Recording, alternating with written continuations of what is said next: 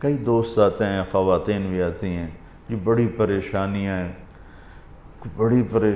ہیں، سب کچھ ہے، بڑی پریشانی ہے۔ میں نے کہا بی بی آپ امتحان دے رہی ہیں، ایگزامینیشن ہال میں آپ کے لیے کوئی ریفریشمنٹ تو نہیں ہوتی، بلکہ آپ کو خود بخود پھڈے میں ڈالا جاتا ہے، اچھی خاصی آسان چیز کو الٹا سیدھا کر کے پیش کر دیا جاتا ہے۔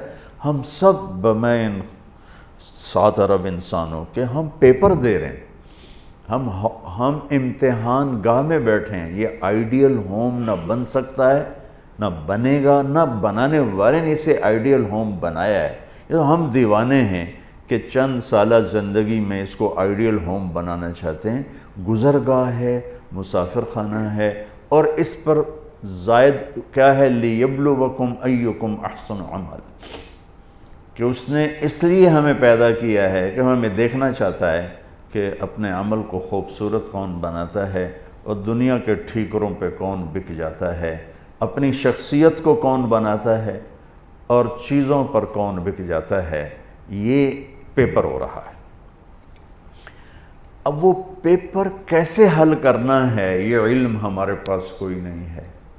اس کے لیے 1,24,000 انبیاء کو اللہ نے بھیجا کہ جاؤ انہیں بتاؤ کہ پیپر حل کیسے کرنا۔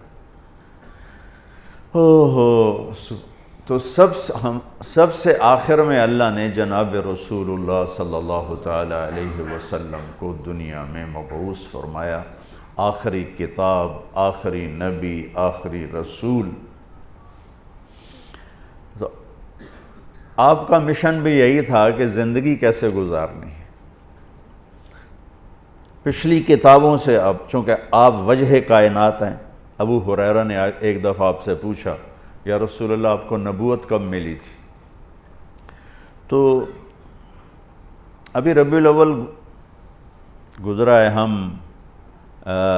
گزر رہا ہے، تو 2 3 4 دن باقی ہیں۔ ہم کتنے جلسے ہوتے رہے، اس میں آپ یہ اس تاریخ کو پیدا ہوئے، اس تاریخ کو انتقال فرمایا، 40 سال کی عمر میں نبوت ملی، 63 سال کی عمر میں انتقال فرمایا۔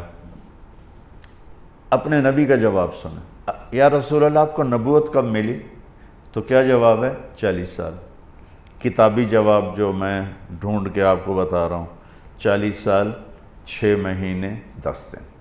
اور یہ کیلکولیشن ہے محرم، صفر، ربیع الاول کے لحاظ سے، دسمبر، جنوری، فروری کے لحاظ سے نہیں، اس لحاظ سے عمر اور کم ہوگی۔ 40 سال 6 ماہ 10 دن۔ تو یہ تو کیلکولیٹڈ جواب تھا، تو آپ یہ جواب آپ نہ دیتے، آپ فرماتے ابو ہریرہ 40 سال کی عمر میں نبی بنا، لیکن میرے نبی نے جواب کیا دیا؟ کنت نبیا وان آدم بین الروح والجسد۔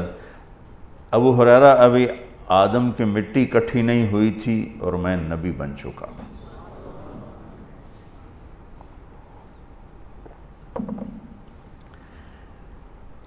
تو اب تو وجہ کائنات ہے۔ آدم علیہ السلام اور اماں حوا کا اللہ نے نکاح فرمایا، تو کہا آدم مہر ادا کرو اپنی بیگم کا۔ کہنے کہ جی کیا ادا کرو؟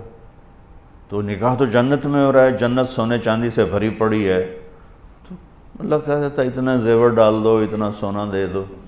میرے اللہ نے کہا آدم آپ کی نسل میں میرے آخری نبی آئیں گے، ان پہ ایک درود پڑھ دے، بس یہی مہر ہے، یہی مہر ہے۔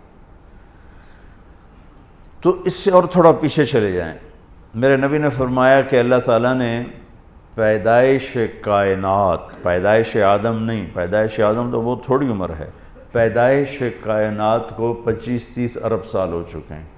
پیدائش کائنات سے 1000 سال پہلے اللہ تعالیٰ نے سورہ یاسین کی تلاوت فرمائی۔ ایک حدیث اور جوڑ دوں ساتھ، میرے نبی نے فرمایا ان لی عند اللہ 10 اسماء، میرے اللہ نے 10 نام رکھے ہیں، میں محمد، احمد، ماحی، حاشر، عاقب، فاتح، خاتم، ابو القاسم، طٰہٰ، یاسین۔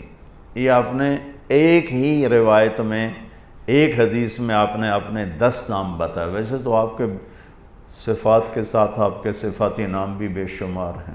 جب قرآن میں چلے جائیں تو شاہد، مبشر، نذیر، داعی اللہ، سراجا منیرا، مدثر، مزمل، عزیز، رحیم، رؤوف، رحیم، حریص، عزیز، یہ سارے میرے نبی کے خوبصورت نام ہیں جو اللہ نے قرآن میں بھی پیش کیے، حدیث میں بھی ہمیں نظر آتے۔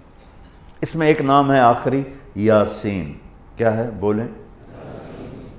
اب سنیں، میرے نبی نے فرمایا اللہ نے کائنات کو پیدا کرنے سے 1000 سال پہلے سورہ یاسین کی تلاوت فرمائی۔ سورہ یاسین، سورہ یاسین کو قرآن کا دل کہا جاتا ہے، صرف پہلی 3 آیات کی وجہ سے قرآن کا دل ہے، باقی مضامین تو وہی ہیں جو پورے قرآن میں ہیں، لیکن پہلے 2-3 جملے وہ ہیں جو پورے قرآن میں دہرائے نہیں گئے۔ یاسین، اب آپ اپنے نبی کا نام ذہن میں رکھیں، میرا اللہ کہہ رہا ہے یاسین، اور یہ تلاوت ہو رہی ہے پیدائش کائنات سے 1000 سال پہلے۔ ہمارے بھاگ جاگے کہ ہمیں اللہ نے جناب رسول اللہ صلی اللہ علیہ وسلم کی امت میں پیدا فرما دیا، تو اس نے اپنے علم کامل کے ساتھ انبیاء کا سلسلہ جاری فرمایا، صرف اس ایک لِيَبْلُوَكُمْ أَيُّكُمْ أَحْسَنُ عَمَلًا، کہ تم میں اپنے عمل کو خوبصورت کون بناتا ہے اور تم میں کون اپنے عمل کو بدصورت بناتا ہے۔ اس نقطے کا علم انسان کے پاس نہیں ہے، اس نقطے کا علم انسان کے پاس نہیں ہے۔ استعداد موجود ہے، فَأَلْهَمَهَا فُجُورَهَا وَتَقْوَاهَا، تیرے اندر برائی کی پہچان بھی ڈال دی، برائی کا راستہ بھی تیرے اندر ڈال دیا، اور اچھائی کا بھی۔